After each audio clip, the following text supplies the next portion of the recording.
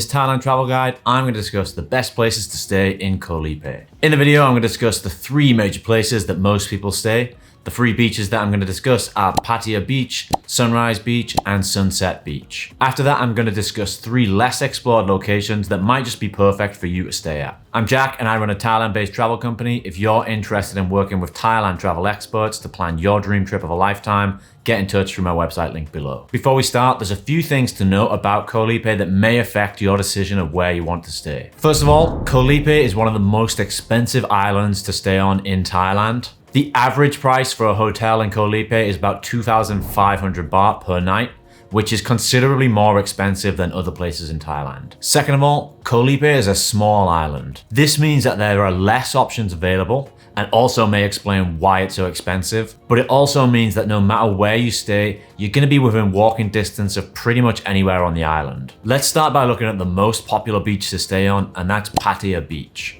Patia Beach is the first beach that you'll encounter when you arrive at Koh Lipe because this is exactly where the pier is. This makes it quite a convenient place to stay at, especially if you've got a lot of luggage, because it'll save you carrying your luggage across the island. However, in certain hotels, they may have a representative that will meet you at the pier to help you carry your luggage to your hotel. So this might not always be a problem. Patia Beach, in my opinion, is the liveliest beach on the island, especially at night. There's lots of bars and restaurants on this beach, so if that's something you want to be near, this is the perfect location for you. Towards the western end, there's a few cheaper Thai-style restaurants, and then towards Walking Street, it turns more into beach bars. It's definitely an advantage that this connects straight to Walking Street as well, because this is where a lot more bars and restaurants will be as well. In general, accommodation on Patia Beach is a little swankier and therefore a little bit more expensive than elsewhere on the island. At the time of making this video, it looks like most of the hotels that are on Patia Beach cost between 2,000 to 3,500 baht per night, which in my opinion is pretty pricey for Thailand. The main disadvantage of staying on Patia Beach is that it is, in my opinion, the worst beach to swim at. Because this is the area where the main pier is, that means there's a constant stream of boats coming in and out of the beach. This means you have to be careful of the blades of the longtail boat or just boats hitting you in general. These boats might bring pollution with them. There might be oil in the water or just bits of debris from the boats. So in my opinion, it's not very nice to swim here. So I would spend most of my time swimming at some of the other beaches that I'll discuss later in the video. Sunrise Beach is probably the second most popular beach to stay on. This beach has the advantage of being a little bit cheaper than Patia Beach, with most hotels ranging from 1,500 to 2,500 baht per night. Although there's definitely some more expensive ones if you feel like splashing out. What I like most about this beach is that it's got plenty going on still, but has a much more chill vibe than Patia Beach. There's lots of cool beach bars and coffee shops to explore here, and you can definitely spend a day just hopping between them. It's way better to swim here because the main pier isn't here, although there are still a few boats coming in and out. What I love about Koh Lipe in general is it has some of the best snorkeling directly off the island. And when you're swimming here, there's coral reefs directly there and lots of tropical fish swimming around too. Similar to Patia Beach, this also connects to Walking Street. So if you're staying around here, then you'll be able to visit Walking Street in the evening and go to all the bars and restaurants there. If I was to go back to Koh Lipe, this is probably where I would stay. Sunset Beach is the final major spot that I want to talk about in this video. As the name suggests, this is the best place on the island to catch a sunset, and in my opinion, this is a really stunning beach. I suppose this is the beach that is most distinct from the other two. There's not a lot of bars, not a lot of restaurants, and not a lot of boats coming in and out. This beach has a much more natural feel to it. There is a place to buy a cocktail as you watch the sunset, but there's really not a whole lot else going on around here, which depending on how you look at it could be a positive or negative. Personally, I think this is the beach with the most secluded desert island feel to it. I've only ever visited this beach at sunset.